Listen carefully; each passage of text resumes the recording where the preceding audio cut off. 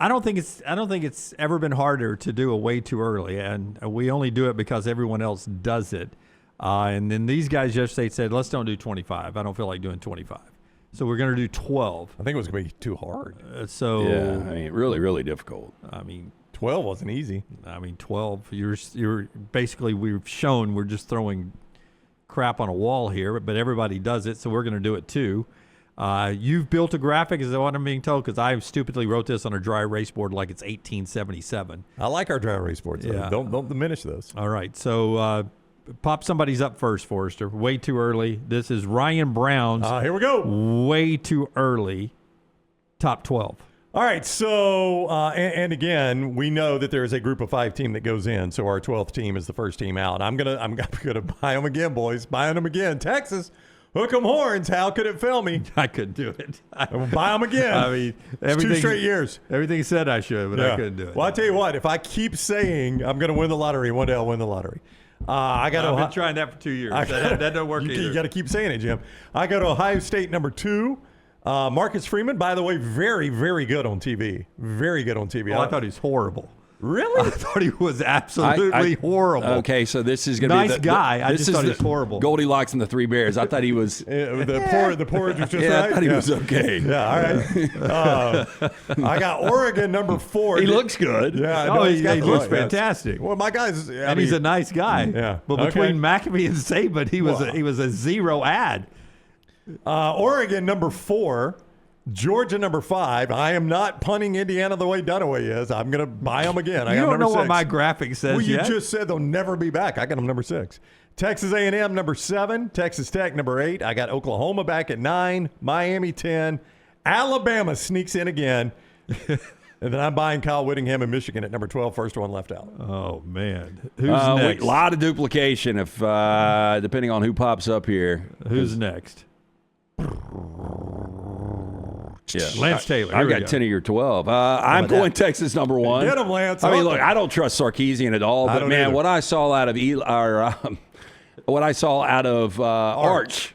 Yeah, down the stretch. You had Cam Coleman. And you still got Ryan Wingo. And look, man, they've got talent all over the place. Yep. So I got Texas. And then went back to Muschamp on defense. Yeah, which, I think that will be a plus. Yeah. Ohio State, I was hanging out with our man Mark, big Ohio State fan, downstairs right here in this building last night. We were talking about, he's a little concerned with OC, but he was a little concerned, as we were, with Matt Patricia at DC, and that worked out, right? So Ohio State figured this out. Got Ryan Day. I know.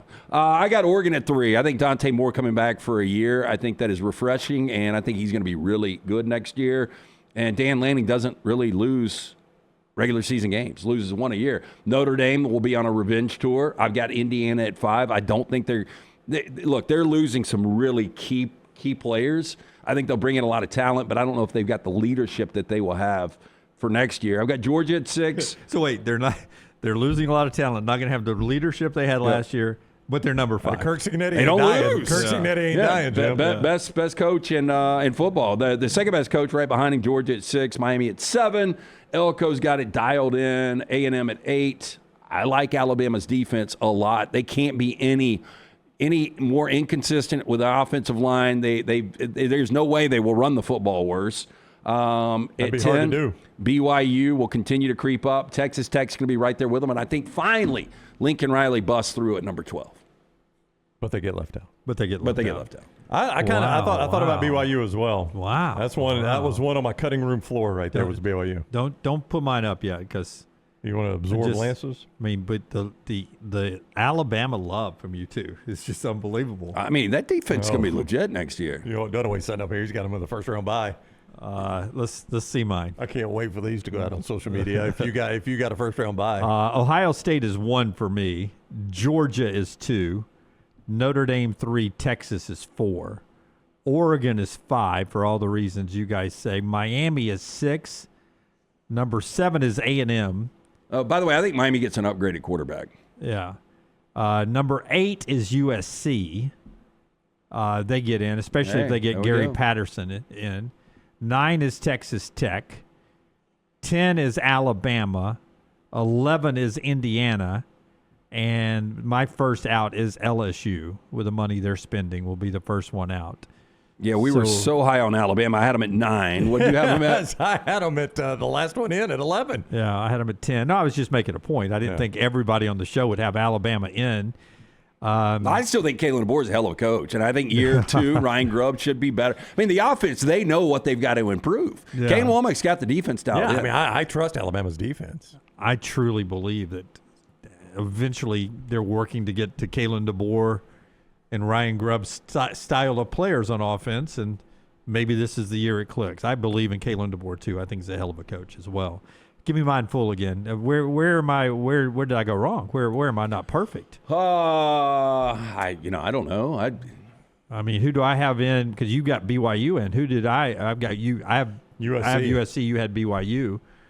Brown, you didn't have USC. Who else did you have in? I don't trust LSU in year 1, but Did we all have the same 4 SEC teams in?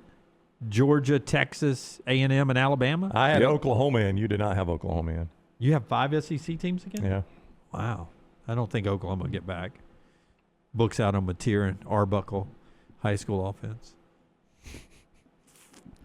Well, like Alabama could fix their offense, but Oklahoma can't.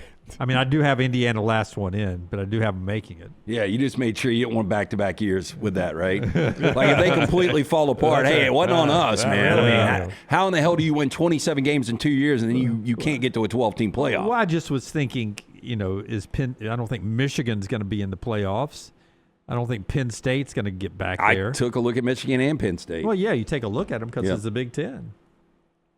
Bobby says we were generic and unimaginative. The way we were, but like, what are you supposed to do in this exercise? What am I going to say? We just scramble. Bobby said all we did was scramble up this year's playoffs. I mean, we pretty much did.